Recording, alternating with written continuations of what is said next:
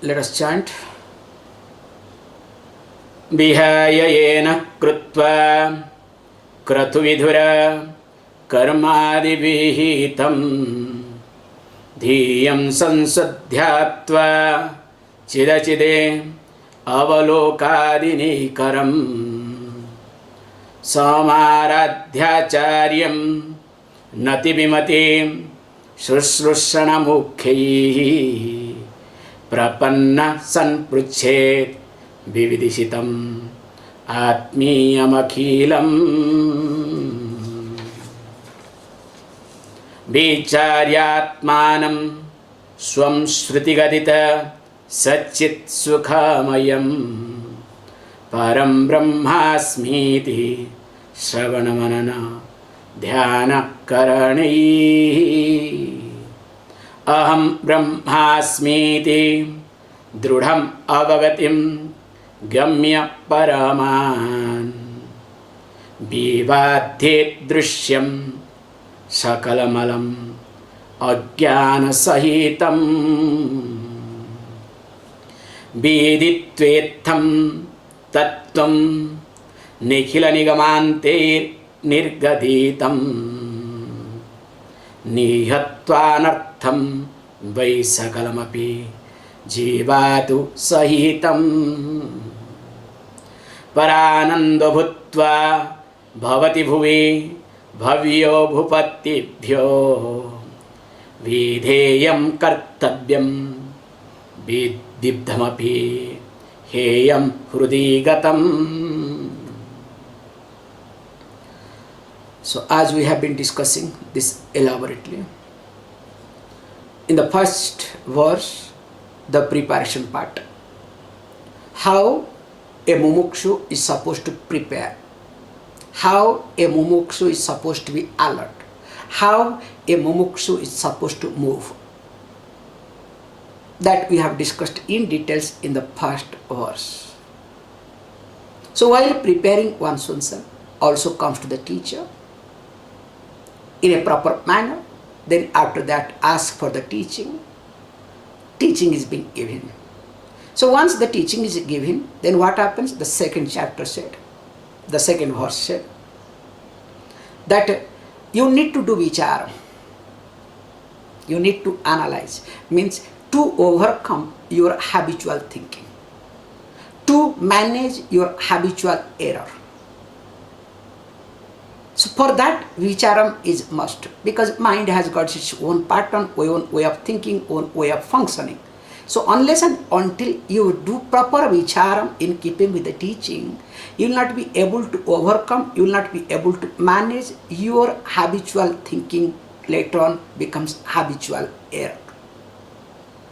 Then once you do that, that's what it says, swa atmanam, once you start analyzing it, how in keeping with Shruti Gata. Shruti Gadita. So whatever Shruti talks, and what is that? Satchit Sukhamayam. Because all your habitual thinking is out of insecurity, out of the impressions that has not been managed or handled earlier. All these things leads come to the complication later on. So all these things that says, don't worry, because you are Sat, Chit and Sukhamayam. You are the existence, you are the consciousness, and of course you are the happiness. Then what you need to do, then understand that you are the totality. So when you understand you are the totality, you need to keep doing Shravanam, Mananam and Nitidhyasanam that we have seen in details. Then what happens? Once you do that, then you need to have certain, you need to have sure knowledge, not a baked idea, borrowed idea, or with some doubts.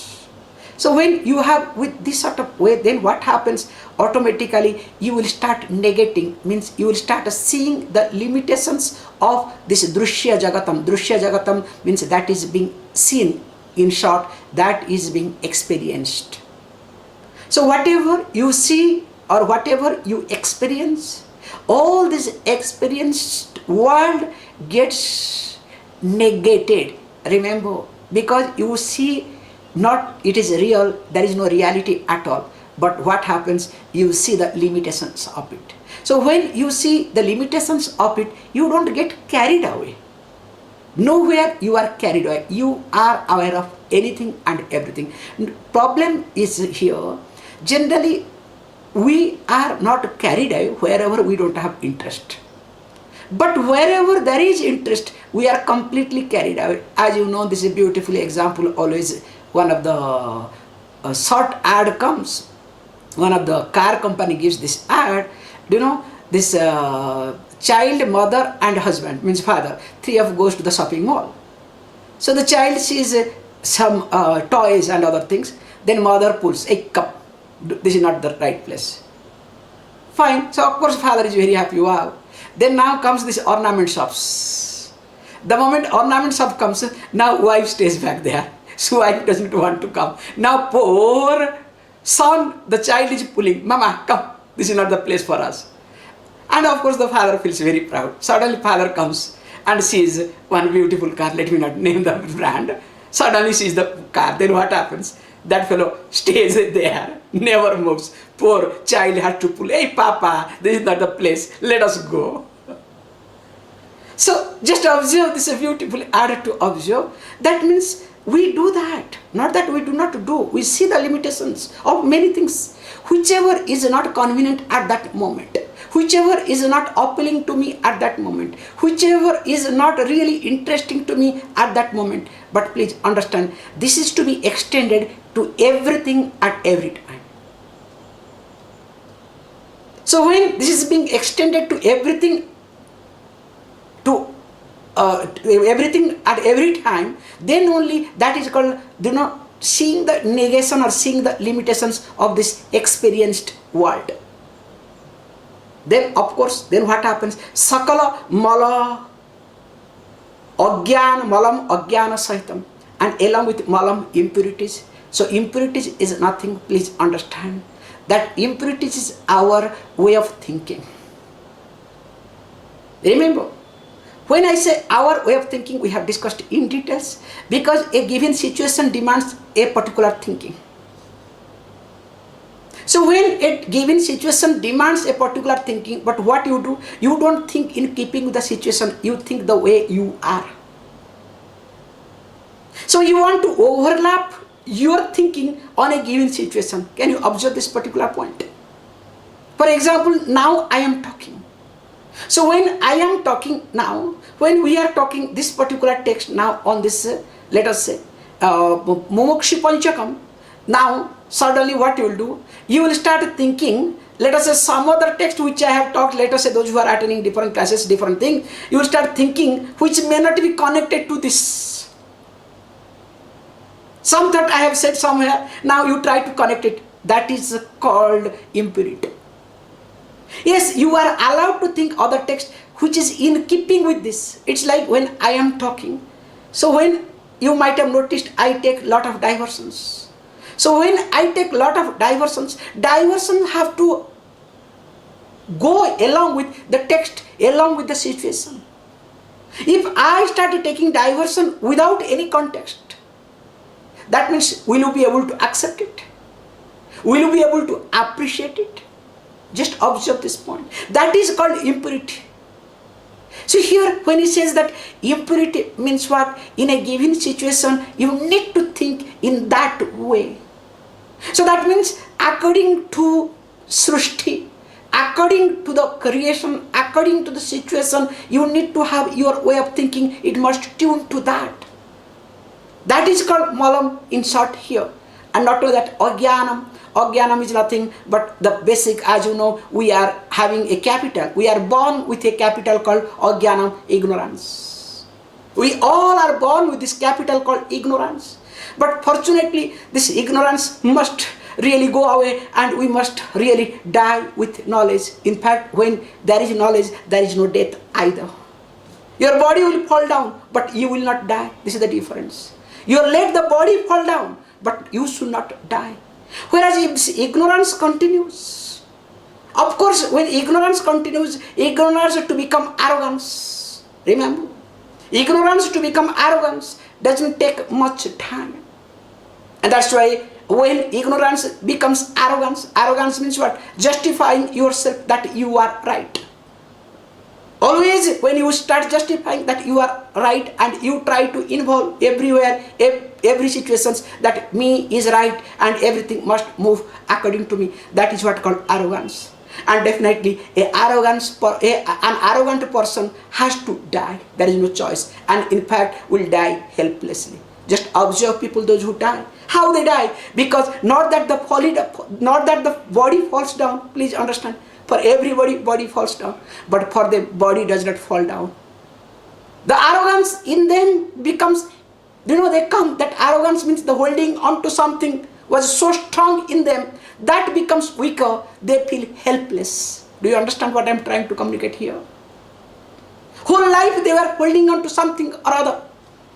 Maybe name and fame, maybe their progeny, maybe their house and whatnot, the knowledge, many things. So because of they were holding on to something, that's why there was arrogance. Now they discover that whatever they were holding on to, that has no value, that has no meaning.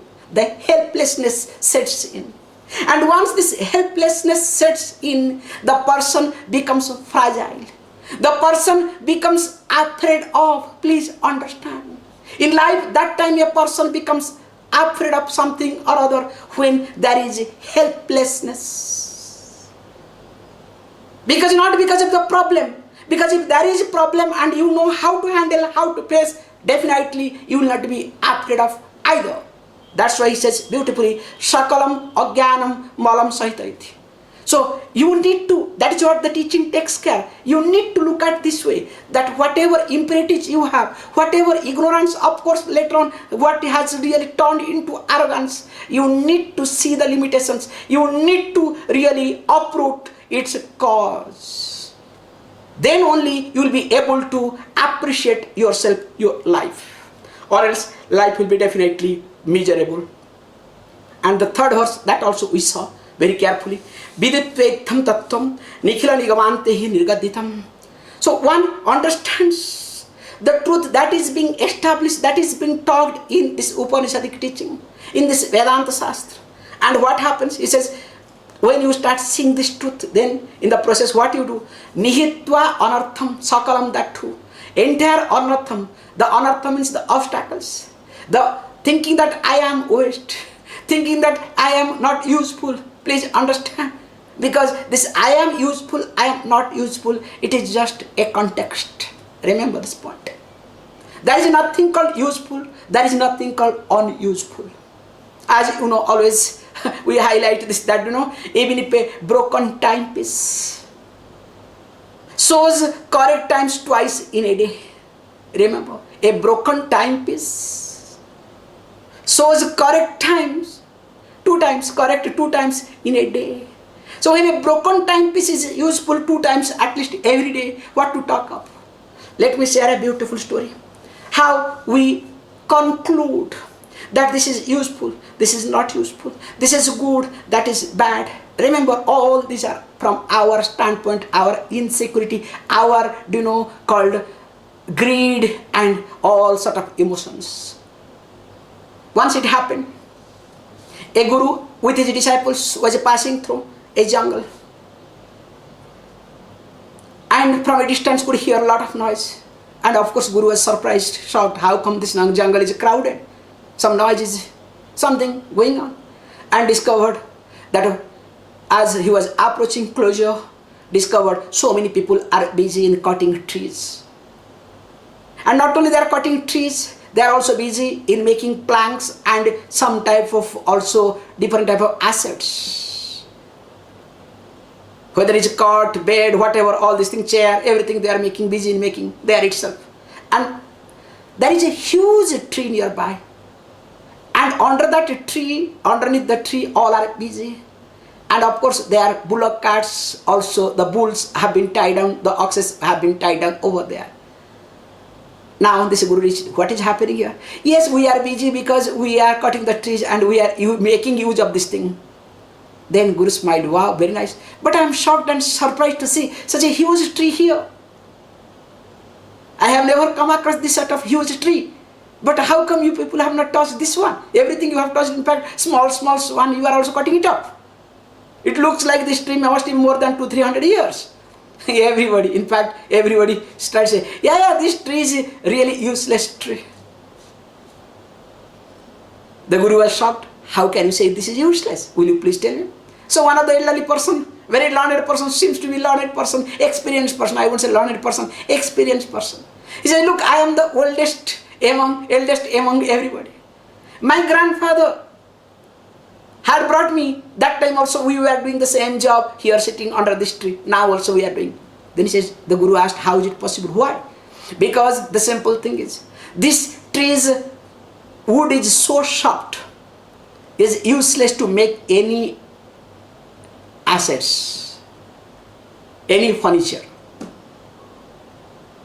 That's why we do not cut. Then Guru said, for some other purpose. Now yes, even if we cannot take this thing for fuel, for firewood, because if we make this as a firewood, it will create a lot of smoke.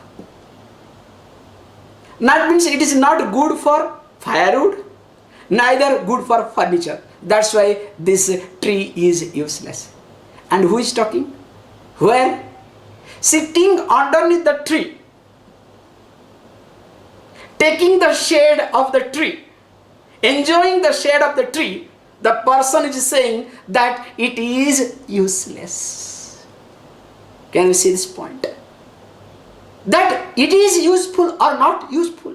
It is not the standpoint of the tree. It is my greed or my need. In fact, need time you will not say useless. Yeah, true, you will avoid it. So that means my greed determines, my greed defines that this is useful, this is not useful, this is good, this is bad. You understand what I am trying to communicate here? That's why he says, Sakala anartham is what? My insecurity, my greed, in short, my individuality. That is the capital with which I am born today. So he says, Sakala anartham. One has to destroy that anartham, that root cause. And of course, that has come along with this birth. In fact, because of that anartham, I am born, remember. Because of that individuality, I am born. It's the other way around. So I need to see that. That's why I am born with ignorance. I must die. I must not die with ignorance. This is the difference. So when I must not die with ignorance, then only I will discover there will be no death for me. That's why then what happens? Paranando bhuttva. The person will be very happy while living. And how? Will live like a king. And that way divine king. How the king enjoys. If you observe from a distance, don't go closer, okay? Whether that fellow enjoys or suffers, that is secondary. Don't ask me all these things. From a distance, just observe how the king moves, how everything is being taken care. For you to move, you need to do everything. But for king, everything is being arranged. How everything is being done perfectly. That is how he says beautifully that the person enjoys, because there is nothing to arrange. Only I need to arrange myself. Everything is properly arranged. As I yesterday highlighted this thing, when I die also, don't worry, after my death, everything will be arranged, in fact, better way. Including my funeral will be arranged better way. If I had to do, maybe I may not be able to do that properly if the way others will arrange for me. I'm not telling you jokes, because I will have, no, my body will get burnt. Because there are some crazy people I have noticed, they are the most insecure people. Do you know what they do is, they order coffin before die. And what sort of coffin should be there? What sort of color of the cushion? What sort of cloth should be inside? I am not telling jokes, I have seen. And recently I came across a Swami, I am sorry to say, so insecure, has kept a box for himself that when he dies, he has to be put inside the box, wooden box, and put into the water. What sort of Swami you are? When you die, how does it matter to you? Whether you are stinking, whether you are, do you know, whether this body is stinking or this ant eats or somebody eats or not eats, whether it is fallen in the gutter or where, how does it matter to you? Anyway, coming back to this point, that's why you live your life happily. The problem is when you are not able to live your life happily, you are more worried about your death. That time you are worried about your death. When you are not able to live happily. When there is some fear in you. And you pretend that you are happy. That is the problem. That time you are more worried about your death. All these elderly people are worried about death. Not that they are happy. They pretend that they are happy. You understand? Because they compare their childhood and now towards the end. In the childhood they didn't have anything. Now they have all sort of comfort. So when they compare, so their happiness is a comparison based happiness. Then when they compare with their past and suddenly they discover there is no future, means any moment they die. So whatever comfort they are holding on to now, that will go away. So that makes them afraid. You understand? The fear comes from there. So that means that is not happiness. That is called comparison based happiness. It's like, let me share a beautiful story. You know all these things. It is a Chennai based story. I can say beautifully. So there was a person. Because in Chennai, especially 9:30 to 10, let us say 9 o'clock onwards starts, 9 to 10, Chennai, Mumbai, all these things, these metros are very painful. So I am talking Chennai example those days. So this bus service is very horrible. Horrible means every now and then come, but always crowded.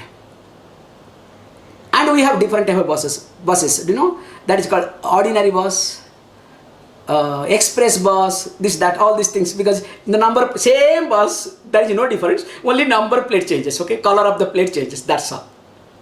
And if you get into this express bus, you have to pay more. So that's why express bus always, little costlier and less people goes. Some funny idea they have. There is no changes at all, but only this is the difference. The number plate changes, color of the number plate. So one day what happened, one person wanted to catch the bus, and the moment to try to catch, the bus left. Then what he said, so after all 3 to 4 kilometers, then he was running behind. And he came back next day, the evening came back and said, look, today I saved, I'm doing a very old joke, I saved 10 rupees. How did you save? Because I tried to catch a particular bus. That's why I saved 10 rupees. I did not pay, I reached my destination. Wow. Then next day he said, why not? Let me save 15 rupees. What did he do? So he tried to run behind one express bus. You understand? So when the express bus came, he tried to catch and the express bus left. Then he tried to run behind. Then he said, look, I have saved what? 15 rupees. So why this 10 rupees, 50 rupees? Let me save straight away 1000. So what to do? Now let me run behind a taxi. Hopefully he doesn't have to run behind a flight, okay? Just observe. This is called happiness. You all laughed, you all smiled. The elderly people, those who are holding on to this happiness that in retired life, I have done everything. This is called their happiness. Their happiness is completely comparison-based happiness. They compare with their past. Comparison to the past, now they are in a better situation, and in future, God knows what's going to happen. That's why they are more insecure. That's why what he says, you cannot be happy either. That's why what you need to do, vidheyam kartavyam. When you start enjoying, means when you start living, please understand, living is enjoyment. When you live in the present, that is called the enjoyment. Enjoyment does not come with comparison. This is the problem we have been brainwashed to think. And including the religious people have destroyed us. That's why he says beautifully that when you are living, what you need to, vidheyam kartavyam iti. So whatever to be done, you keep doing it. Then what happens? Then you will discover that when you keep doing what is to be done, you will really live your life and you will not carry anything, means there will be no sense of guilt or anything in your life either. With this, let us look at the verse number 4. Mudo jivan mukter yadi hrudi manisha swavidushu tada vrittim vritter anisham abhikurban bahutitham vinasyaiva staulyam marina tarasattvasya manasah susatva vibharvat susatva avirbhavat parama sukha sindho hi viramet. Says beautifully. Then what is to be done? Says once this is done beautifully. Now says the Manisha is the one who has got the knowledge. And this person wants to live. Yari, the person wants to live like what? Jivan Mukta. This is a beautiful concept. Jivan Mukta means living liberated. You are a free person, Mukta Purusha, and you live. Not that Mukti or the freedom will come after death. All are imagination. Unverified statement. Like, after death, you will go to heaven. And you will enjoy heaven, you will die permanently. Imagine, suppose if I keep feeding you for 2 hours. Just I will keep feeding you 2 hours. And not in Italian way, okay? Please understand. Because Italian way, you will get bored. I'm sorry to say. One dish will come, half an hour you wait. Means you are already gone. Means the food is over, okay? Inside. Then after half an hour, another dish will come. So for Italian way, 2 hours is nothing. Maybe that's why they made it permanent dinner. Okay, you understand? I'm sorry to say. Joke apart, okay? Coming back. Suppose if I really make you to eat, keep eating continuously for 2 hours, non-stop, what will do? I am 100% sure you will ask some excuse. If you cannot escape, at least say, there is some, I have to go, I have to attend, there is no choice for me. You understand? So when you cannot handle just for 2 hours, how can you handle this food forever? Permanent dying, and I'm dying, or no, dining, not dying, okay? I'm sorry. All are, unverifiable belief. Because why it has been created? As you know better, that because last moment, because of the food, person died or cook was killed because of the conspiracy. That's why they made, that is called sense of guilt, that only propagated. All these religious propaganda is nothing, the expression of the sense of guilt. Please don't misunderstand me. You can go to anybody's house. The father, the mother becomes a big, because that house has got a big father's photo or mother's photo, they add over because they could not do much for their father or mother or anybody. When you could not do something, the sense of guilt kills you. So that means what? You want to exhibit your love and respect to compensate that sense of guilt. And in a bigger way called a religious approach. However, says beautifully, this is the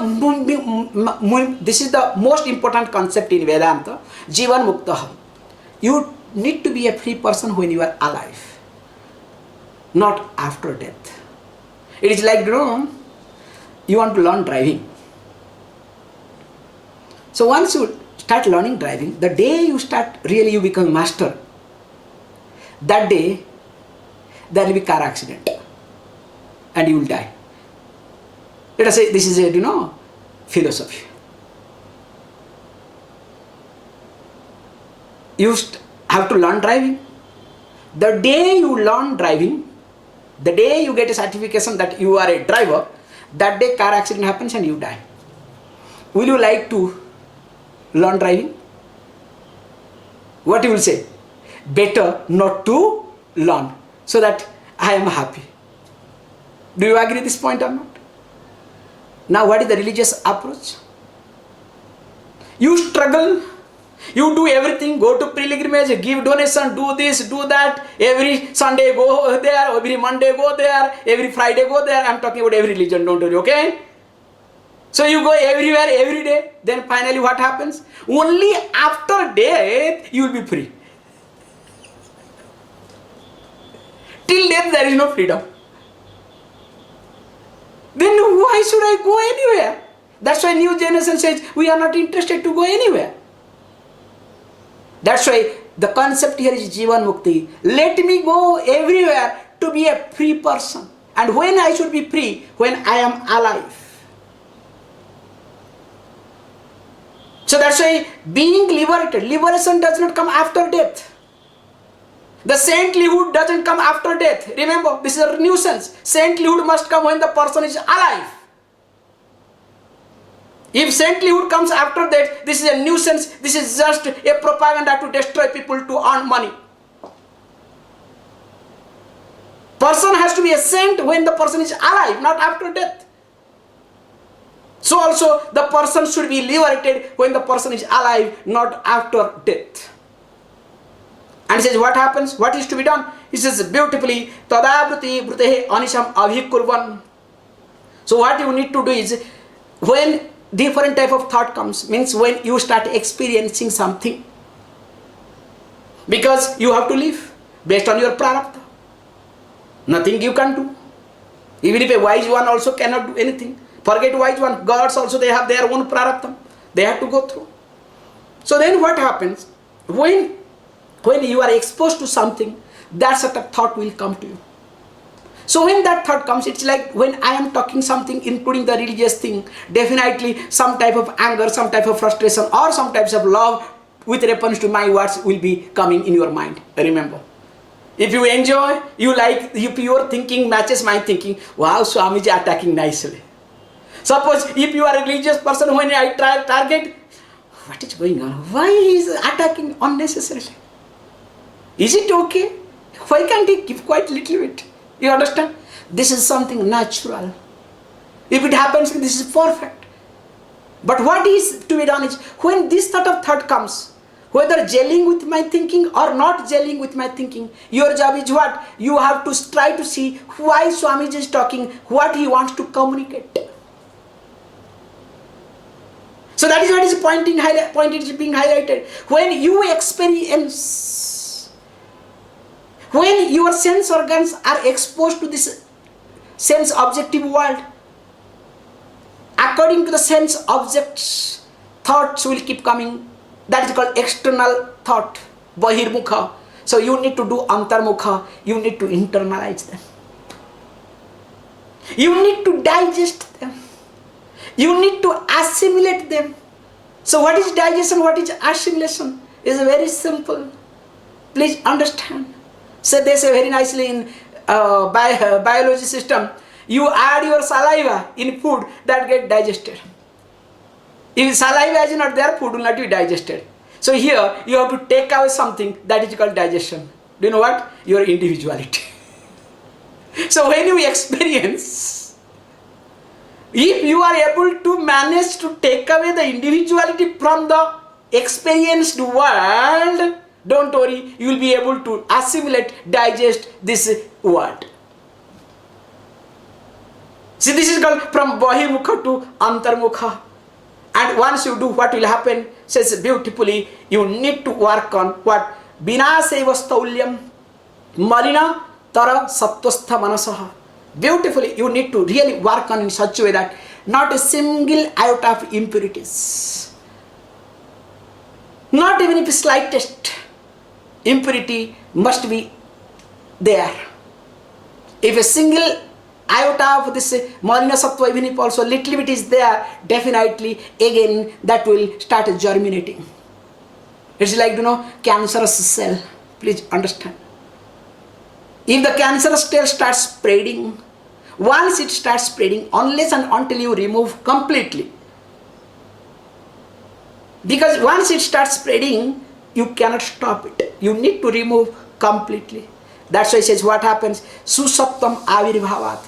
Then only that susattva happens. So when the mind, that is what in Bhagavad Gita says, nitya sattvastha bhavaha. So you need to avoid with not tamasic, of course not rajasic, not even with malina sattva, but only sattva. Then what happens? Parama sukha sindhu hi viramit. The person keeps, enjoying, we reveling in what? Parama sukha sindhu, not samsara sindhu. Because we say we are always crying or suffering in this ocean of samsara, ocean of sense of becoming. But here you enjoy your life in the ocean of happiness. What a life altogether. And how is it possible? Then okay, all these things happens, fantastic, but how to live, how to lead the life, and what to talk of my prarabdha, how to look at, we'll see in details tomorrow, and we'll complete the text tomorrow. Please close your eyes.